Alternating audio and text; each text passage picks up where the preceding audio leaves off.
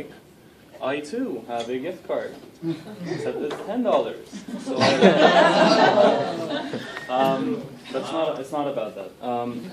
So I feel that this is a pretty self-sustaining unit of individuals. So the way that we're going to do this is a little bit different. This box is going to be passed around to anybody who answers or replies or has an idea or has any way of building on the content that I present. Okay? These things over here, take as many as you feel are necessary to express how much you're going to participate, right? And so what we're going to do is we're going to trust the group that, if somebody participates, that box will be passed on. First of all. Second of all, that nobody will slip theirs in, etc., etc. So if you can, just take those papers over there, write your name on a few of them, take a couple of them, and then as we go through the presentation, whenever somebody participates in any way, just pass the box on and the person throws the paper in. And then at the very end, Professor Thomas Teo will pick a winner. Cool? Does that make sense? Does anybody have any questions? Thank you. I'll be here until 20 minutes from now. Okay, so. Right? Yeah. So to begin, so here's the thing. Since we're doing a presentation on leadership, there's going to be some overlap. However, there's a great deal of difference between the presentations that I have and Shahab has, right? Not Shabab. So on the one question is,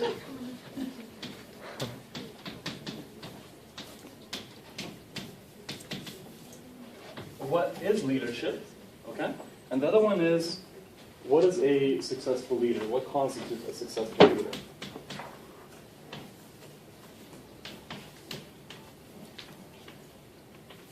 All right. What is leadership? Great beginning to the presentation. What do you feel or think or assume leadership is? Having gone through the presentation, having seen what we're doing. I'd answer, but that very cheating. No? Please. Well, essentially, a person who takes on the role of trying to influence others and motivate them towards like a specific goal or purpose.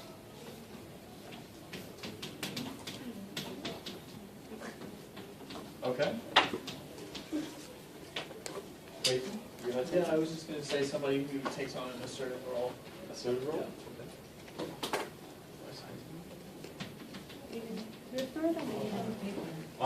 Travel? Someone who has authority. Authority? Yeah. Okay.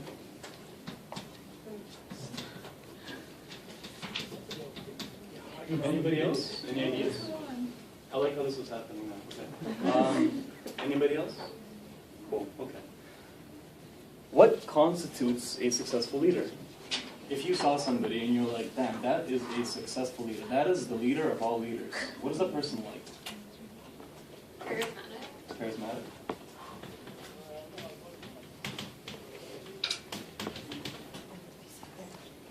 Understanding. Understanding.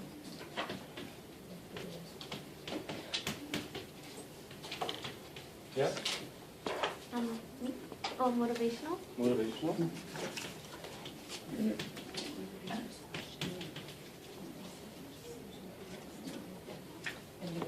Independent and Problem solver. problem solver.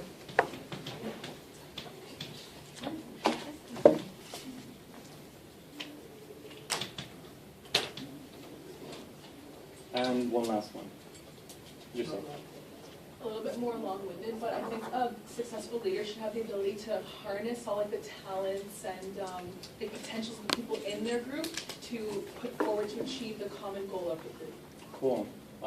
Let's make up two words for two stress that. To harness the potential. Potential harnesser. Sure. Turn that into a trait. Right. Potential oriented. Can we phrase it that way? Sure. Yeah. All right. So, critical leadership. Let me just tell Google that I'm okay with what it's doing. Okay. So, what we're going to do is, throughout the presentation, we're going to cover these ideas, and we'll see how to compare and contrast what was presented in the previous presentation with the ideas that we have in this one. So start off, I'll start off with a quote. Leadership is not about titles, it's not about positions or flowcharts. It is about one life influencing another. By John Maxwell. We'll begin with industrial leadership. Industrial leadership is what John Ross has suggested as the view of leadership from ancient Egypt times to about the 1980s. It's expressed through different various theories, and I'm going to actually touch upon something that you asked, Pavel. So in the early 20th century, there was the great man theory of leadership, where it was great men, mainly men, that were considered to be leaders. Like Adolf Hitler would probably fit the criteria. Barack Obama would probably fit the criteria. And many others. Nelson Mandela definitely would fit the criteria. Next, in the 1930s, a bunch of social scientists kind of got together and saw that democratic leadership leads to good results, so they espoused the democratic leadership view. So the leader is somebody who creates an environment where a democratic way of interacting would be characteristic of a leader. Okay? Next is the trait leadership model, where they try to figure out what traits constitutes what it means to be a successful leader, right? Next, in the 1960s, behavior as leadership. What particular behaviors must the leader enact in order to be that successful leader, right? So you can see how this is a bit contextual, because the 1950s and 60s were all about behaviorism, where if you as a social scientist didn't accept behaviorism and include it in your model, you'd probably be kind of pushed away from, to the sides. So behaviorism kind of entered its way into leadership as well.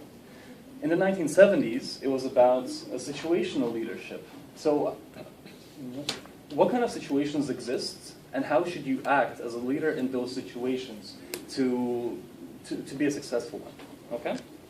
And in the 1980s, the excellence theory of leadership came about, which was sort of like, who's a great CEO? Let's figure out why. Let's break that person's traits up into little bits and try to apply it to other people, which, interestingly enough, is kind of resemblant of the great man theory. So we're kind of taking a step back in that regard, okay? So let me ask you this question. What do you think is characteristic of all these sort of views on leadership? And Pavel, I'm kind of giving you the ropes here. What is representative of all of these? How are they all in common?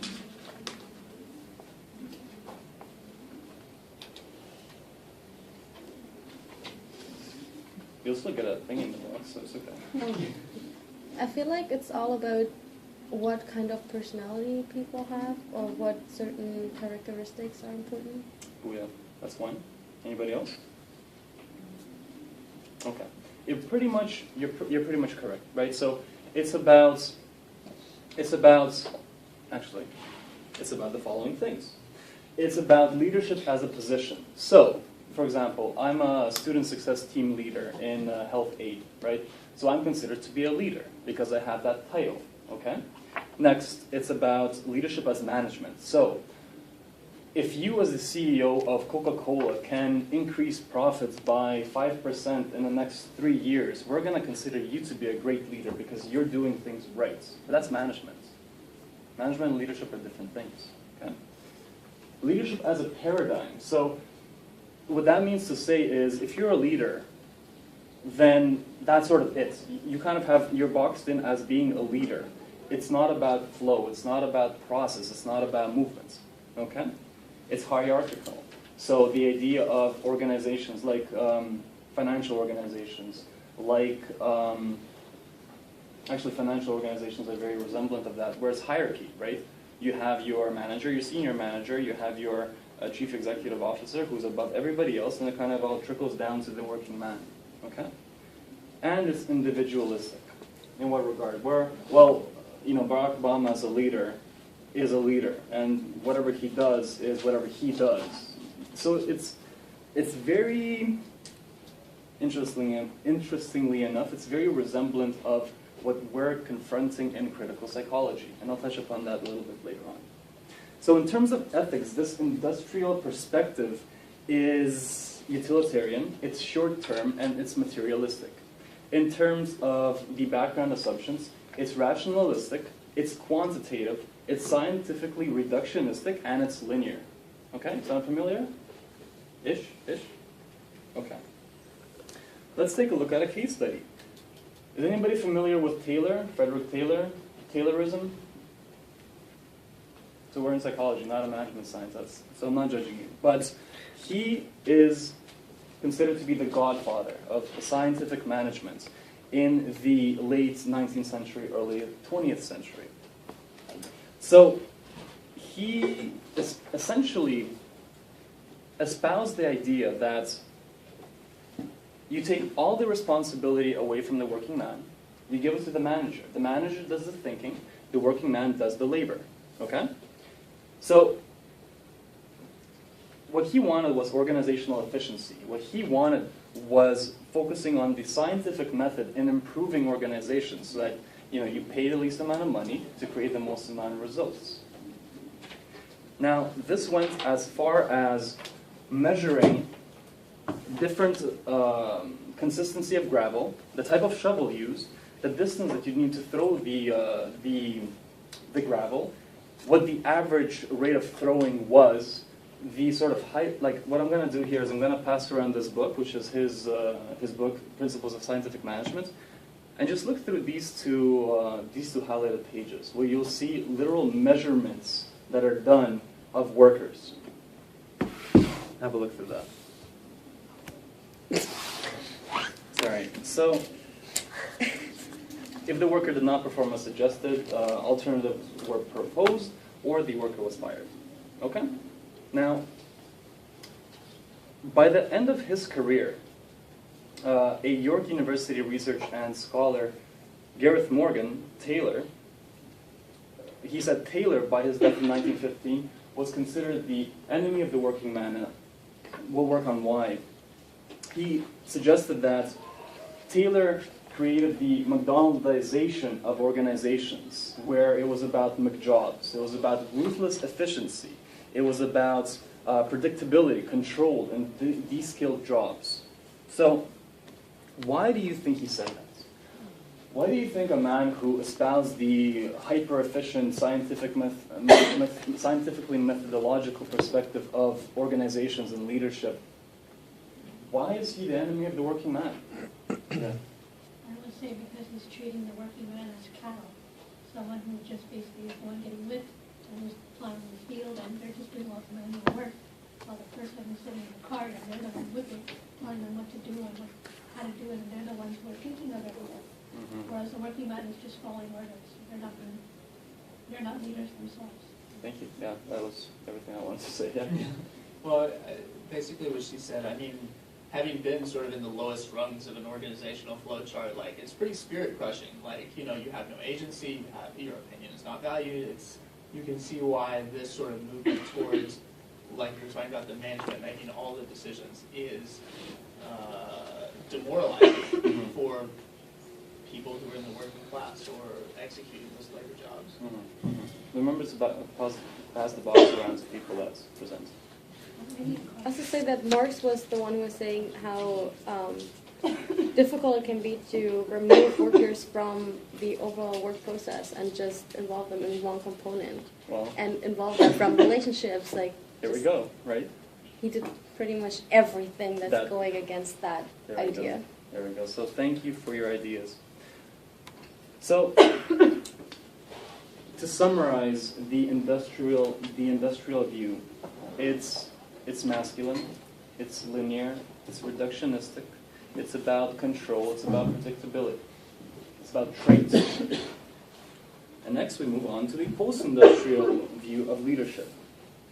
So the post-industrial view of leadership encompasses the ideas of relationality, ethics, social justice, culture, society, agents of change, agency, empowerment. Now, it's not like the 1980s came about and all of a sudden people were like, well, leadership is something other than what we've thought for the past 3,000 years. In fact, Stogdill and Bass, who you mentioned, Stogdill and Bass in their gigantic book of leadership say that these ideas were proposed in as early as 1936 However, it took some time socially to get there to understand that. Now, nothing stands in isolation either. This sort of perspective, this post-industrial push, was a reaction against the old way of thinking. It was against accepting dogma, and once more, I'm going to reiterate that perhaps this sounds a little bit similar and familiar to what we do here in critical psychology. Some other ways of perceiving the post-industrial view are the idea that the quality of leadership is dependent on the quality of relationships that the leader espouses. It's leadership as social change. It's leadership as benefiting society. It's leadership for the capacity of creating other leaders. It's leadership as a question of social justice. And it's leadership as a process. So it's not a paradigm. It's not you're a leader, you get a check mark. It's a constant, ongoing process of, we'll see. Okay. Let's take a look at a case study, the social change model of leadership. Okay. So the social change model of leadership is entirely resemblant of the post-industrial view of leadership. In what regard? Well, you can see the common themes. Engagement in the modal and end values. So it's not just about how what you end up doing, it's how you end up doing it. It's not the end result, it's the path as well. It's about leaders as responsibility, leaders as being responsible for the people that they're with and responsible for themselves. It's about leadership as social change. It's about process and movement, wherein you're not statically a leader. What leadership means is moving forward, is moving to the sides, it's embracing change. It's the acknowledgement of differences, and we'll see a little bit later on how that plays out. And it's focusing, and this is something that's big for me, it's focusing on empowerment and it's focusing on collective action. So, what are the two goals of the social change leadership model? One is to develop self-knowledge. So those that go through the educational sort of process of learning this model have the following in mind. They must develop self-knowledge, and they must also develop leadership competence. Next, and this is a very important key point that's relevant to critical psychology, they must create positive social change in the leader's institution, so immediate environment, and or society. The leadership model, the social change leadership model, has three perspectives, three sort of ways of looking at things, message. It's the group, it's the individual, and it's society. In other words, it's encompassing of the socio-historical perspectives that we touched upon earlier in this course. It's not about traits. It's not about the good apple, bad apple. It's about what happens as a whole, okay? More importantly, though, it's about fostering values that support the process of social change, okay? So, the 7C value framework. It just so happens that in the English language, the 7 values that they proposed, the people that created this model, all happen to start with C's, which is convenient. So, on the individual level, the values that are idealized are consciousness of self. So the leader must develop self-awareness, must take time to become introspective, to meditate, perhaps, to ask others what they think of him or her, so that he or she can learn his or her flaws, acknowledge his or her strengths. Okay? It's about congruence, and congruence is being true to your own values, beliefs, attitudes, emotions, and acting consistently with them. And it was Mahatma Gandhi that said that happiness is when what you think, what you say, and what you do are in harmony. And that's reflective of that. And it's about commitments. So passion, energy, purposefulness, involvement. It basically, this value here is the fire that feeds the flame. On a group level, the value of collaboration is not the same thing as competition. It's not the same thing as, how do I phrase it? It's not the same thing as cooperation. Collaboration means active involvement of people that are participating in that social interaction. right? Involving everybody, asking questions. That's collaboration. Collaboration versus competition is the conversation that we often have in sort of leadership discussions. Competition is short-termism. Collaboration is long-termism. Common purpose. So, the value of common purpose is, in the group that you're in, enacting the social change model of leadership, the more, sort of, how do I phrase this? The more you as a group share that common vision, that common purpose, the further you'll go. There's a saying, if you walk alone, you'll go fast. If you walk together, you'll go far. And that's resemblant of that as well. Next is controversy with civility.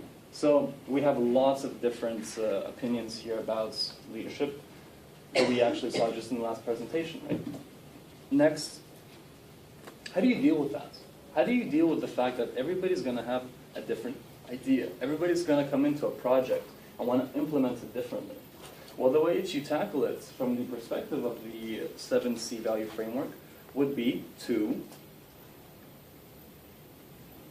use civil discourse. To use civil discourse, not confrontation. It's about embracing, and this is key, embracing the idea that different values and different ideas and different perspectives exist. And lastly, to sort of tie everything up is the question of citizenship, which essentially means when one is connected to one's community and society, and when one embraces or enacts social change through social justice, or through community involvement. And this really is the bigger picture. And underlying all of these values is the question of change. If you as a leader do not conduct change, you are not a leader. No matter how charismatic you are, no matter how brave you are, if you're not doing good for the society, you're not a leader. So how is this connected to our course? Which I find to be a really relevant question. So, based on last week's reading, according to Sloan, doing theory means exposing and being suspicious of the assumptions that fuel a theory, especially those that reflect the social processes that foster oppression and exclusion. One, it means questioning movement that rips people apart from their life context to explain behavior in terms of sort of situational factors. It means questioning what's been left out of concepts in order to explain certain phenomenon. So I find these guidelines so in tune with what the social change model of leadership proposed that I simply could not avoid doing this presentation and sharing with you the sort of multidisciplinary aspect of critical inquiry. So, in terms of oppression or exclusion, that's what the social change model tries to shun. It's about getting people together, sharing a common purpose, and moving forward in terms of social justice. Ripping people apart from their life context, the social change model is about empowerment. It's about giving everybody the right and the opportunity to do great things. It's about questioning what's been left out of concepts. And if we sort of take a step back, the industrial perspective of leadership is the perfect example of leaving ideas out of explanations, where the industrial view on leadership is the natural scientific corollary to psychology. Does that more or less make sense? Hopefully. I'll explain it later on if you have questions. So lastly, I just want to pass around this book as well, where you see the, I actually forgot what these are called. What are these called? Post-its. So where the post-it is, you'll see the 7 values and sort of gloss through them if you wish. So lastly, Sloan said that doing theory critically means questioning the social effects of the theory itself. The social change leadership model assumes that we are all strong, we're powerful, we have the capacity of creating positive and lasting social change, and that, above all else, and above everything else, as an a priori measure for myself and for what this model espouses, is the definition of a socially just idea.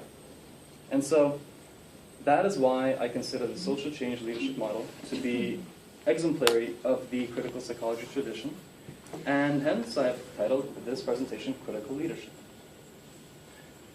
To conclude with a little bit of cheese, we are all leaders, we are all capable of doing great things, and we are all the difference that makes a difference. So, leadership involves you in every way. It involves you being active, it involves you being engaged. You are a leader in your family, you are a leader with your friends, you are a leader in this classroom, you are a leader with walking down the street and seeing things happen. And with that in mind, perhaps the behavior will change, and perhaps we can strive towards a better common purpose. And to add a little bit more cheese, why the dandelion in the background? Well, every seed the wind blows is a form of change, right? So every person who is empowered through the understanding of the social change leadership model is a sprouting of social justice. It's potential, it's growth. So it's simply a metaphor of what I hope can be, and I hope I have motivated you to be your best. Thank you.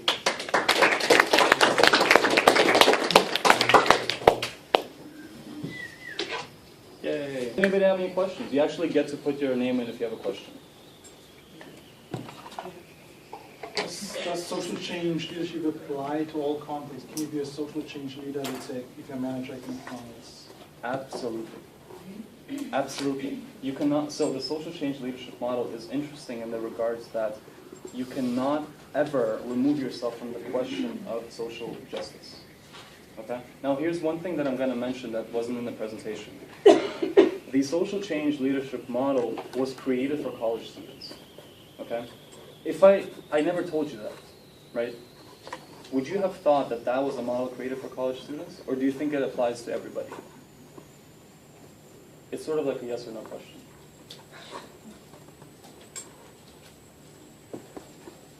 Do you think the social change leadership model could be applicable for everybody? I see heads nodding. If you raise your hand and say yes. Yeah. Yes. Okay. Yes. Is there a particular reason why? Yeah. I don't think there's like a cap or like an age group where like you define where a leader can be or what they can conduct. Essentially, anyone can be a leader, like we said, right? Mm-hmm. So an age group would essentially make a difference. I like So that. it shouldn't just focus on college people because everyone can essentially be a leader. Okay, thank you. Now, if we sort of take a look back at what we said, leadership as the role of influence and the role of motivation, and the role of having a purpose. Does that apply to the social change model? Having a role, having a position, is that what it's about? Yes or no? I think it's not. I think leadership is more of a movement. It's not about having that position. So, yeah. I just have one question. Don't you, when you really follow like the social change leadership model and you're engaged in it, don't you stop being a leader at some point? When you get far enough into down the rabbit hole, from my opinion, yeah, it's not about that anymore. And it's not about asking what a leader is. You just live that life. Right? It's not about attributing certain ways of looking at things. I'm doing this because I need to, because I must. What was the question? That if you don't, like if you stop being a leader when you're really ingrained in the social change leadership model. Yeah. Would you ever stop being a leader? Well, yeah, if it's all about collective action and doing good for the community and Well, everyone well, if working you look together. at Nelson Mandela, didn't we always look at him as a leader, some form of leader? Did he reach his goal yet? But essentially, he well, Ali passed away. But, I think that exemplifies the idea of leadership as a process. It's not like, hey, you do this thing and that's it, you get a check mark. It's about continuously, through your life, enacting social justice. That's the theme that I feel is happening here. Is leadership about having an assertive role, according to that model? Yes, no? No? Peyton says no? I agree with Peyton. Is leadership about having authority? No. I agree. It's not. Okay, so here, isn't that interesting? Look, as a class, we came up with ideas that reflect leadership. In what way? The industrial way. Why is that? Is that reflective of us as a society? Next, successful leader. Must he or she be charismatic? Maybe. Must he or she be understanding? Maybe. Must he or she be motivating? Maybe. Must he or she be independent? Also maybe. Must he or she be a problem solver? Also maybe. And must he or she be potential oriented? Maybe. As long as they do social justice, it doesn't matter. Thank you. That's about it. Why don't more people embrace social change leadership model?